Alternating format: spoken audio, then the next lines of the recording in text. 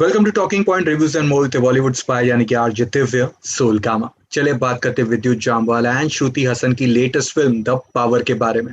1969 की international best selling novel the god father से inspired होकर सेम नेम वाली एक हॉलीवुड में फिल्म बनी थी, जो कि आज एक कल्ट क्लासिक फिल्म मानी जाती है। अब उसी से इंस्पायर्ड होकर हमारे यहाँ भी कई कई कई unofficial version of the god father बनी है। राइट फ्रॉम फिरोज खान की धर्मात्मा से लेकर गोविंदा की जुल्म की हुकूमत से लेकर आमिर खान की आतंक से लेकर अमिताभ बच्चन अभिषेक बच्चन की सरकार एंड सरकार राज से लेकर और भी कई अनऑफिशियल एडेप्टेशंस है द गॉड फादर की।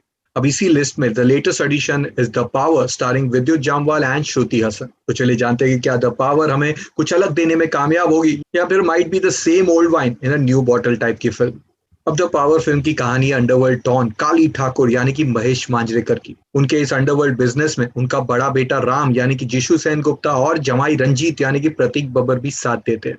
वहीं दूसरी ओर काली का आर्च राइवल राणा यानी कि सचिन खेड़ेकर कुछ लोगों के साथ का धंधा करना चाहता है, जिसके लिए काली ठाकुर मना कर देते हैं और उसी के बाद काली ठाकुर पे जानलेवा हमला होता है। इस बीच काली ठाकुर का दूसरा बेटा देवी यानी कि विद्युत जामवाल अपने बाप और परिवार को बचाने की कोशिश करता है और देखते ही देखते इस क्राइम के दलदल में फंस जाता है। और उसके बाद जो होता है वही तो फिल्म की आगे की कहानी है। अब जैसे कि मैंने बताया, द पावर भी द गॉड फादर से पूरी तरह से इंस्पायर्ड है, but with some minor additional tracks including the track of Shruti Haasan. अब फिल्म में कई एक्टर्स हैं जिनके बनते इस फिल्म को एस्टैब्लिश करने में काफी वक्त लग जाता है। शुरुआत और डिटेल में होनी चाहिए थी, बट यहाँ पर एब्रप्टली होती है और सीन्स ऐसे तैसे आते रहते हैं। कई साइड ट्रैक्स है जो कि फिल्म के नैरेटिव में नहीं होते तो भी कोई फर्क नहीं पड़ता। फिल्म थोड़ी सी राइट ट्रैक पे आती है with attack on Mahesh Manjrekar followed by Vidyut fighting in hospital and meeting the bad guys. इन कुछ एक दो सीन्स के अलावा फिल्म बिना वजह ड्रैग करती रहती है और उसके बाद विद्युत एंड श्रुति के बीच का जो कॉन्फ्लिक्ट है वो काफी अनकन्विंसिंग लगता है।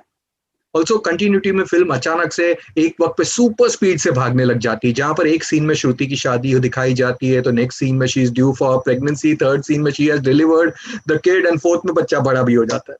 लेकिन वहीं पे बाकी के लोग जो है वो वहीं जगह पर बैठे हुए, वहीं पर अटके हुए।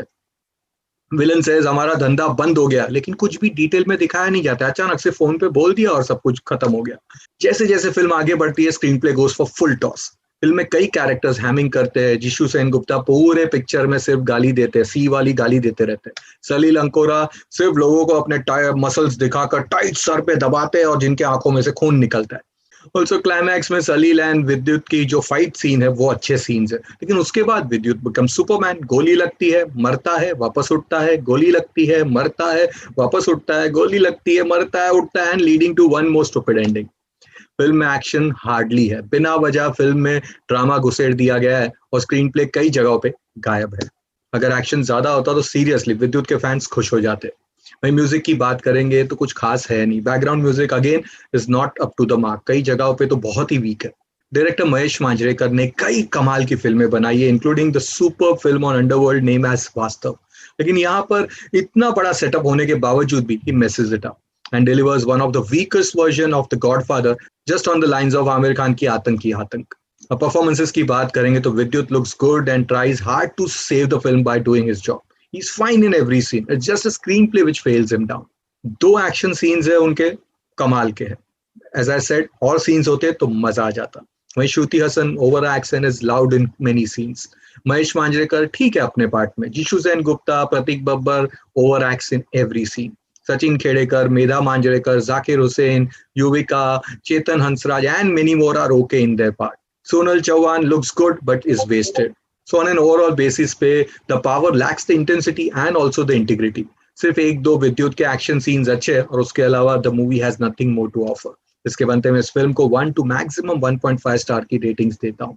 So all you विद्युत एंड श्रुति के fans do watch this movie और देखकर हमें बताइए कैसी लगी है फिल्म। मिलते हैं जल्द एक नए फिल्म के रिव्यू के साथ only on talking point reviews and more with Bollywood spy यानी कि आरजे दिव्य सोल गामा।